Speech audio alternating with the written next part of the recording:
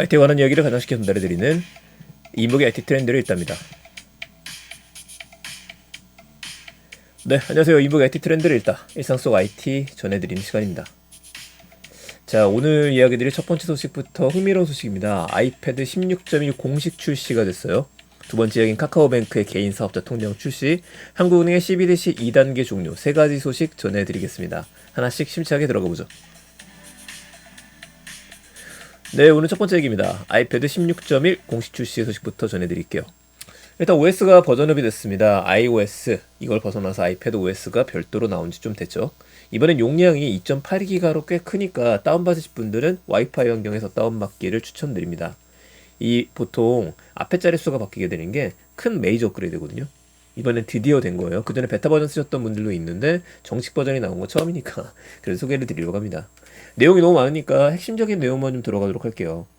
제일 먼저 적용이 된 그 기능이 공유 사진 보관함입니다. 공유 사진 보관함을 만들어서 여러분들이 원하시는 친구분들을 초대를 해서 같이 쓸 수 있게 만든 기능이에요.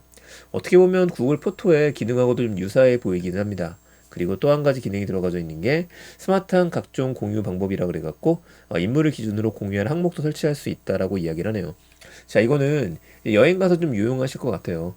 한 가족 전체가 이제 아이폰을 쓰시는 경우에, iOS를 쓰시는 경우에 좀 유용하지 않을까. 근데 또 이제 우리나라 같은 경우에는 안드로이드가 많이 섞여 있고 갤럭시를 쓰는 비용이 상대적으로 높다 보니까 한계는 분명할 것 같습니다. 이런 기능이 들어갔다 하나 이야기 드리고요. 지금 메시지 기능 이런 것들은 많이 안 쓰잖아요. 그 아이폰끼리 메시지하는 경우보다는 기본적으로 다른 갤럭시 계열하고 또 그 메신저 보내는 기능이 있으니까 이거는 특이한 기능은 아닌 것 같고요.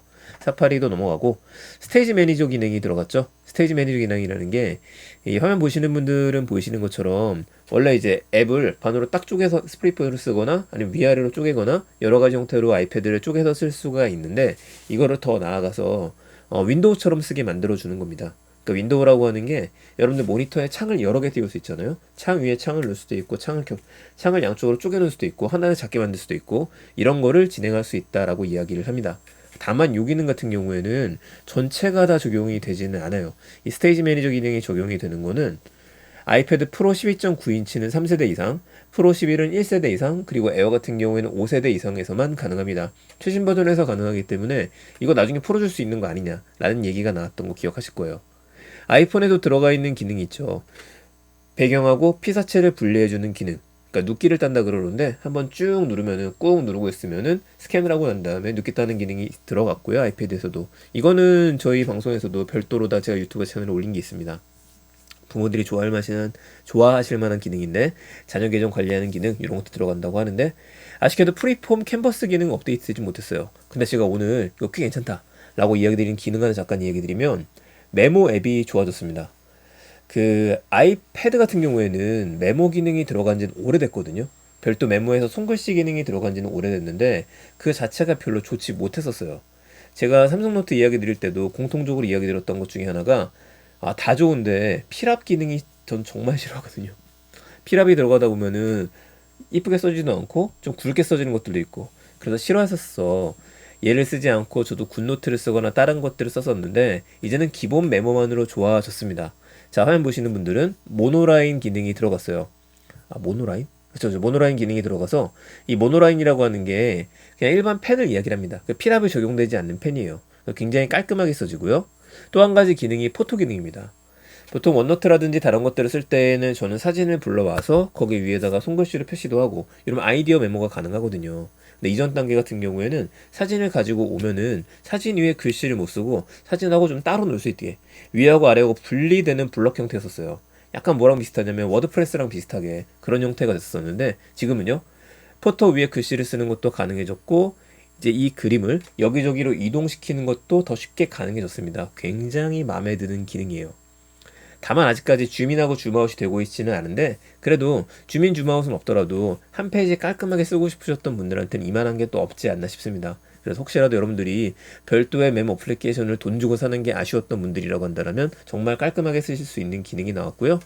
뭐 이렇게 얘기를 해도 필기 좋아하시는 분들이 이미 굿노트 하나 정도는 다 있으실 거라서 이렇게 얘기하는 저도 노터빌리티도 있고 별거 다 있긴 한데 그래서 기본 메모 기능이 좋아진 거는 좋네요. 다만 이제 원노트도 아이패드용에서는 모노라인 기능이 되거든요.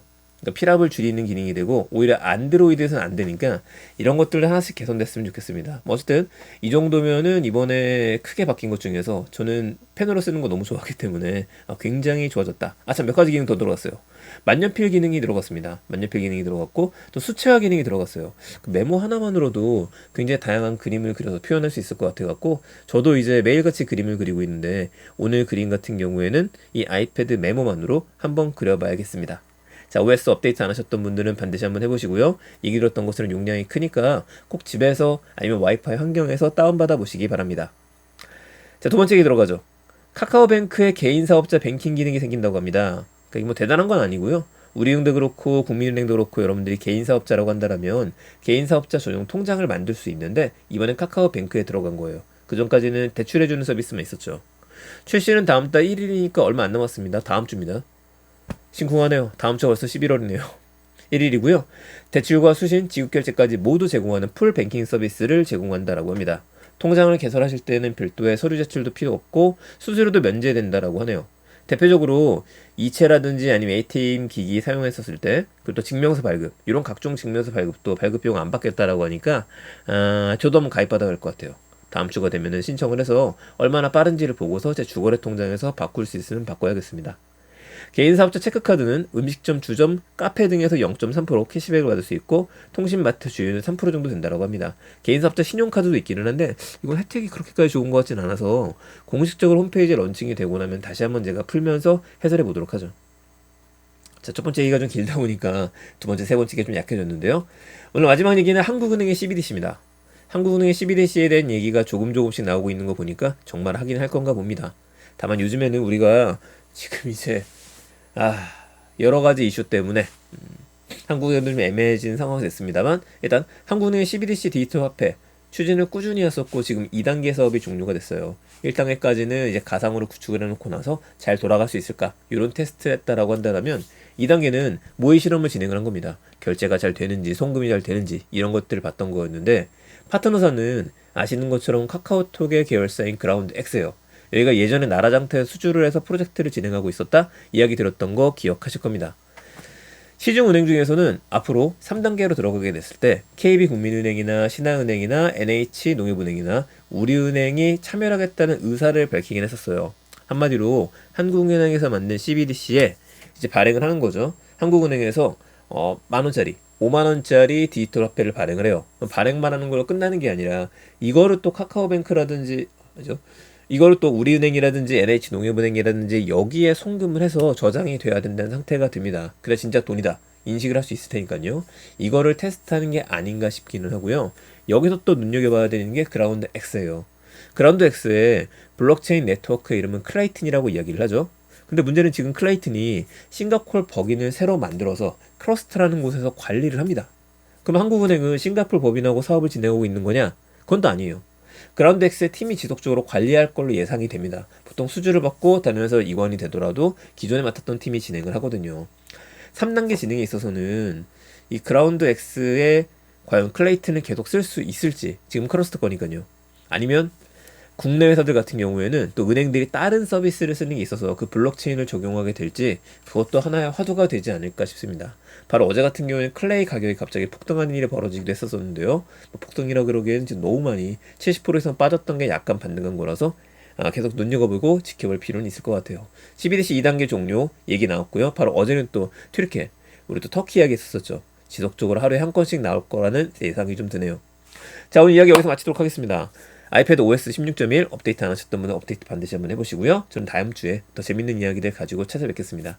즐거운 휴가 되시고요. 다음 주에 뵙겠습니다. 감사합니다. 일상 IT였습니다.